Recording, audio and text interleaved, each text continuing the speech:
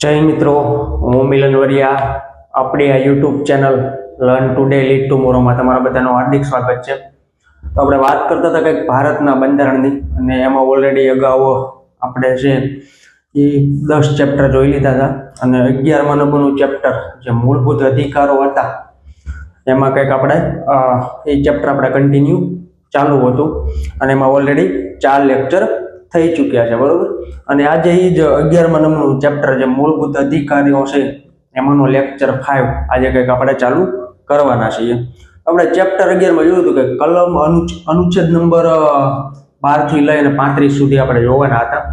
તો એમાં આપણે જોયું હતું કે અનુચ્છેદ નંબર 12, 13, 14 સુધી આપણે કંઈક જોઈ લીધી હતી, અને આજે અનુચ્છેદ નંબર 15 ની આપણે કંઈક વાત કરશું, બરોબર. તો આપણે જોઈએ કે અનુચ્છેદ 15 શું હતી. અને જો મિત્રો, તમે અગાઉના ચેપ્ટરના કોઈ પણ લેક્ચર ના જોયા હોય તો એ આપણી યુટ્યુબની પ્લેલિસ્ટમાં આપેલા છે, ત્યાં અપલોડ થઈ ચૂક્યા છે, ત્યાંથી જોઈ શકો છો. તો આપણે વાત કરીએ અનુચ્છેદ નંબર 15 ની, બરોબર. અનુચ્છેદ નંબર 15 છે એમાં કઈ બાબતની વાત કરેલી છે? તો કે ધર્મ, જાતિ, લિંગ, વંશ અને જન્મસ્થાન આધારે ભેદભાવ પર પ્રતિબંધ. મોસ્ટ આઈએમપી છે.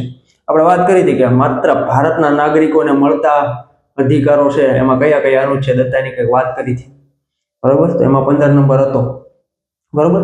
કઈ બાબત છે અનુચ્છેદ 15માં? ધર્મ, જાતિ, લિંગ, વંશ અને જન્મસ્થાન આધારે ભેદભાવ ઉપર પ્રતિબંધ. પછી બીજી વસ્તુ, આ અનુચ્છેદ માત્ર ભારતીય નાગરિક માટે છે, વિદેશી માટે લાગુ નહીં પડે. મોસ્ટ આઈએમપી છે. જે આ ધર્મ, જાતિ, લિંગ, વંશ, જન્મસ્થાન આધારે ભેદભાવ છે એની ઉપર પ્રતિબંધ લાદવામાં આવે છે. એવો અધિકાર કોને મળે છે? માત્ર ભારતીય નાગરિકોને. જે વિદેશી છે એને આ અધિકાર મળતો નથી, વિદેશી આમાંથી બાકાત રહે છે. પછી આપણે આગળ વાત કરી, કોઈ પણ ભારતીય નાગરિકને ઉપરયુક્ત 5 બાબતોમાં ભેદભાવ કરી શકાય નહીં. કઈ 5 બાબતો? તો આજે વાત કરીએ ધર્મ, જાતિ, લિંગ, વંશ અને જન્મસ્થાન. એ 5 બાબતમાં છે ભારતીય નાગરિકો સાથે કાંઈ પણ ભેદભાવ કરી શકાય નહીં. એ ક્યાં વાત કરેલી છે? અનુચ્છેદ 15માં 15 ની પેટા અનુચ્છેદ 1માં, બરોબર. પછી આપણે આગળ બીજી વાત કરીએ, રાજ્ય સિવાય પ્રાઇવેટ કંપની, દુકાનો, સાર્વજનિક સ્થાનો, હોટલો, તળાવો, જાહેર સભામાં ભેદભાવ પર પ્રતિબંધ. આ 15 ની પેટા અનુચ્છેદ 2 ની વાત છે. કઈ કઈ જગ્યાએ ભેદભાવ પર પ્રતિબંધો છે? તો કે રાજ્ય સિવાય કોઈ પણ પ્રાઇવેટ કંપની હોય, દુકાનો હોય, સાર્વજનિક સ્થાનો હોય, હોટલ હોય અને તળાવ હોય, કે પછી જાહેર કોઈ પણ સભાઓ હોય, ત્યાં આ 5 બાબતોને લગતા ભેદભાવ ભારતના નાગરિક સાથે થવા જોઈએ નહીં. એની ઉપર પ્રતિબંધ મૂકવામાં આવેલો છે. પછી આપણે આગળ વાત કરીએ કે રાજ્યમાં મહિલા તથા બાળકો માટે વિશેષ જોગવાઈ, બરોબર. રાજ્યમાં મહિલા અને બાળકો માટે વિશેષ જોગવાઈ. તો મહિલા માટે સ્પેશિયલ ઘણી વસ્તુ આવતી હોય છે, રિઝર્વેશન આવતા હોય છે, સ્પેશિયલ પ્રોટેક્શન આવતા હોય છે, બરોબર. અભયમની વાત કરીએ તો એ મહિલા માટે સ્પેશિયલ પ્રોટેક્શનની વસ્તુ થઈ. બાળકોને વાત કરીએ તો 6 થી 14 વર્ષના બાળકોને મફત અને ફરજિયાત શિક્ષણની વાત કરેલી છે, બરોબર. તો આ છે એ સ્પેશિયલ એને મૂળભૂત અધિકારો આપવામાં આવેલા છે. કોને? રાજ્યમાં મહિલા તથા બાળકો માટે વિશેષ જોગવાઈ છે. આ અલગથી જોગવાઈઓ આપેલી છે. પછી આપણે આગળ વાત કરીએ અનુચ્છેદ 15માં રાજ્યના નાગરિકોમાં ઓબીસી, એસસી, એસટી માટે સીટ અનામત રાખવી, બરોબર. આ સુધારો કયો છે?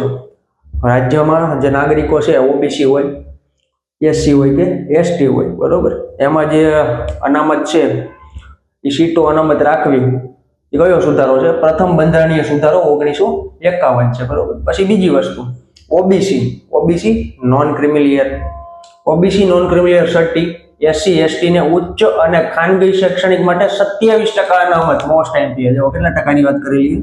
27% અનામત, બરોબર. 15 ની પેટા અનુચ્છેદ 5માં આવી કંઈક વાત કરેલી છે. એ સુધારો કયો છે? 93મો બંધારણીય સુધારો 2019. આપણે અલગથી એક એમેન્ડમેન્ટ ઓફ ઇન્ડિયન કોન્સ્ટિટ્યુશન કરીને વાત કરી હતી, એમાં બંધારણીય સુધારાઓ બધા જોયા હતા, એમાં આપણે આ વાત કરેલી છે. પછી બીજી વસ્તુ કે આર્થિક રીતે પછાત વર્ગ, ઈડબ્લ્યુએસ. ઘણી વાર આ વસ્તુ સાંભળીએ છે. ઈડબ્લ્યુએસ એટલે હું ઈડબ્લ્યુએસ એટલે હું, બરોબર. એ ઘણી વાર વાત સાંભળીએ છે. આર્થિક રીતે પછાત વર્ગ નાગરિકોને ઉન્નતિ માટે સરકારી, અર્ધ સરકારી અને શૈક્ષણિક સંસ્થાઓમાં પ્રવેશ માટે 10% અનામત, મોસ્ટ ટાઈમથી છે એવું. EWS માં કેટલા ટકા અનામત છે? 10%. કઈ કઈ જગ્યાએ? સરકારી કે અર્ધ સરકારી નોકરી હોય કે શૈક્ષણિક સંસ્થા હોય એમાં પ્રવેશ માટે EWS ની જે સીટો ફાળવવામાં આવે છે એમાં 10% અનામત હોય છે. કેટલું હોય છે? 10%. તો આ અનામતની કંઈક વાત થઈ ગઈ, બરોબર. આ કયો સુધારો છે?